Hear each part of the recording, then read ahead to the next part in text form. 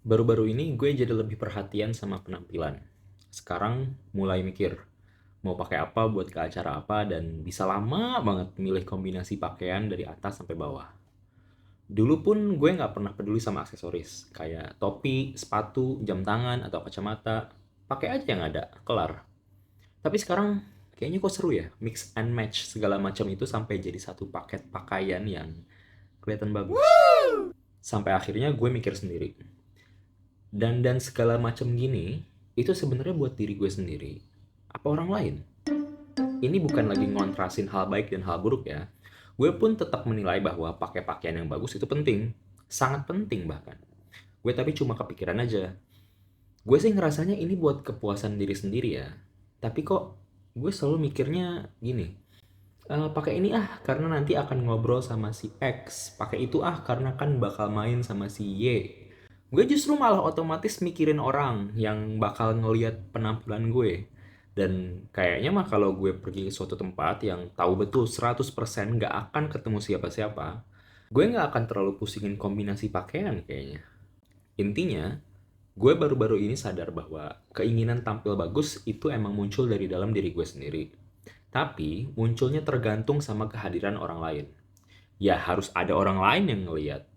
Nanggepin lebih bagus. Kalau sampai muji, wah seneng banget. Gue jadi keinget ya sama materi kuliah zaman dulu tentang rejection atau penolakan. Dari salah satu penelitian, katanya rasa sakit yang diakibatkan oleh penolakan itu muncul di bagian otak yang sama kayak sakitnya organ fisik. Ya, pakai baju nggak matching sih nggak akan bikin gue ditolak, tapi emang bukan itu maksudnya. Maksudnya adalah gue ngelihat ada pola yang saling mengonfirmasi di sini. Kayaknya manusia itu sangat-sangat amat terikat dengan kelompok. Sangat pengen ngerasa masuk ke dalam kelompok, diakui dan disukai. Ya nggak sih? Entah kenapa, otak manusia itu sangat anti dengan yang namanya diasingkan. Kita nggak mau jadi beda sendiri, ditinggalin, dicuekin. Beberapa penelitian psikologi yang basisnya evolusi bilang bahwa ini karena dari zaman batu, individu yang nggak berkelompok akan lebih gampang dimangsa oleh predator. Makanya, berkelompok itu lebih dinilai positif oleh mental kita.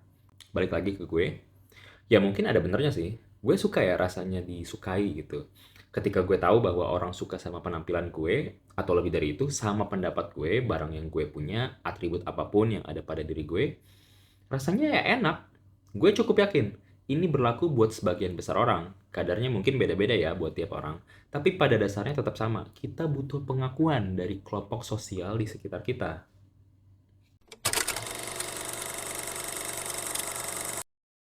Manusia itu suka pengakuan. Dan kalau kata gue, nggak ada yang lebih ngerti soal ini ketimbang perusahaan-perusahaan media sosial, kayak Instagram, Facebook, Snapchat, TikTok, dan sebagainya.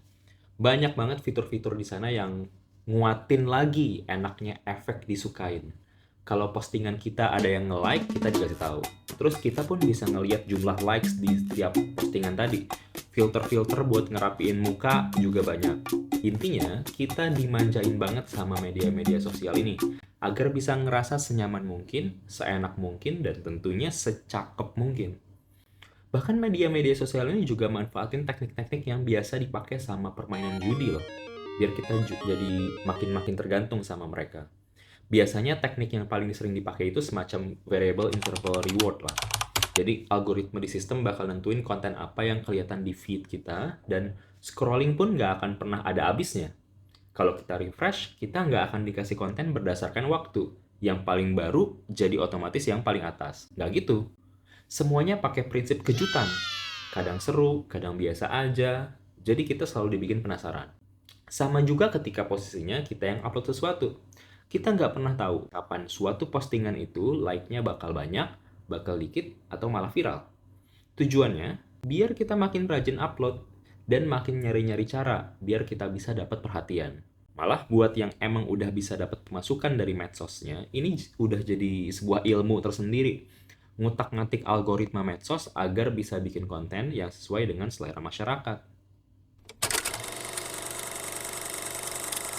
Masalahnya, walau minta pengakuan itu normal, kehilangan identitas itu nggak bagus.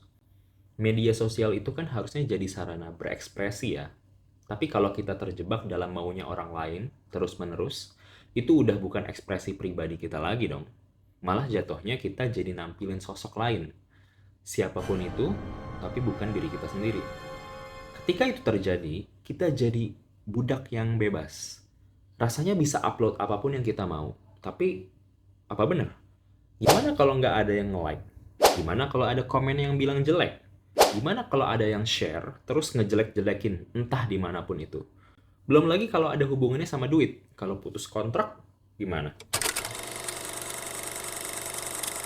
Kita semua kan pasti ngerti lah bahwa nggak ada manusia yang cuma satu dimensi aja. Gue misalnya suka bola, gadget, ngomongin bisnis, geopolitik, agama, psikologi, belajar bahasa, dan masih banyak lagi. Gue multidimensional. Sama, lo juga. Tapi, terus ketika gue jadi budak yang bebas, gue nggak akan bisa ngomongin apapun yang gue mau di akun medsos gue sendiri. Kalau gue ngomongin Palestina, orang-orang bakal bilang gue pencitraan nggak? Kalau gue ngomongin geopolitik, ntar dikira sotoy gak? Kalau gue upload selfie, lalu like-nya nggak sebanyak biasanya, itu tandanya muka gue nggak likeable atau gimana? Kayak susah banget gitu rasanya buat jadi diri sendiri doang. Gue sama sekali nggak bilang medsos itu buruk ya. Tentu punya keburukan, tapi ada juga kebaikannya. Ya kayak semua hal di dunia lah. Yang mau gue highlight itu cuma satu. Gara-gara kecenderungan alami kita untuk mencari pengakuan, kita jadiin respons orang lain di medsos sebagai indikator untuk nentuin harga diri kita. Which is not the case at all. Berorientasi pada likes dari orang lain itu nggak akan ada habisnya. Kenapa? Karena orang lain sebenarnya nggak peduli-peduli amat juga sama kita. Ketika salah satu postingan kita, misalnya di like 1.000 orang gitu, rasanya enak banget. Mood seharian menjadi ceria. Tapi dari 1.000 orang itu, berapa banyak sih yang beneran reach out ke kita? Nanyain kabar, atau tahan sama siapa diri kita sebenarnya?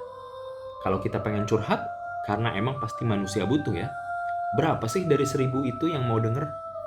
Kalaupun mau, berapa yang beneran tulus mau dengerin, bukan sekedar kepo? Apakah benar 1.000 likes berarti 1.000 cinta? Siapa diri kita itu jauh lebih kompleks, lebih dalam, lebih variatif dari apa yang bisa kita sajiin di medsos. Dunia nyata itu konkret, dunia maya cuma tipu-tipu. Ketika kita punya sahabat beneran yang secure hubungannya sama kita, apapun yang kita lakukan di medsos nggak akan relevan lagi. Kita nggak akan nyariin apakah dia nge-like atau dia komen, ya bodo amat. Kenapa? Karena deep down kita tahu bahwa kepedulian dari sahabat kita itu nggak terwakili dari hitungan angka di medsos. Itulah bedanya hubungan yang nyata dan hubungan yang semu. Ngikutin apa maunya orang berarti kira-kira ya kayak minum air laut aja. Pas lagi aus-ausnya, kita minum, malah makin aus.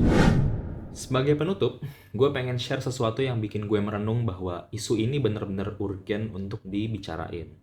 Soalnya, Allah pun nyinggung isu ini. Berarti emang penting banget.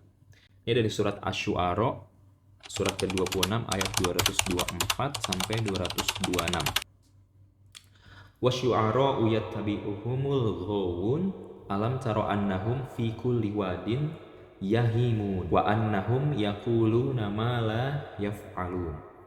Kira-kira maksudnya gini. Para penyair yang disebut di sini itu sebenarnya influencer pada zaman itu. Mereka itu entertainer, artis, filsuf, intelektual, semuanya sekaligus. Tapi Allah mengkritik mereka. Apa yang dikritik? Ya yang tadi.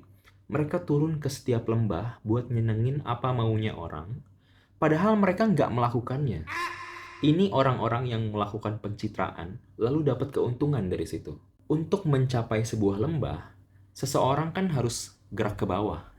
Nah, ini metafora yang digambarin tentang shameless nature dari para penyair ini. Nggak apa-apa deh terperosok ke bawah, menggadaikan harga diri, identitas, dan idealisme untuk tetap relevan di mata pengikut mereka. Balik ke masa kini, apakah kondisi psikologis para penyair itu masih relevan buat kita? Atau para artis, musisi, influencer? engagement is the new gold, ya kan?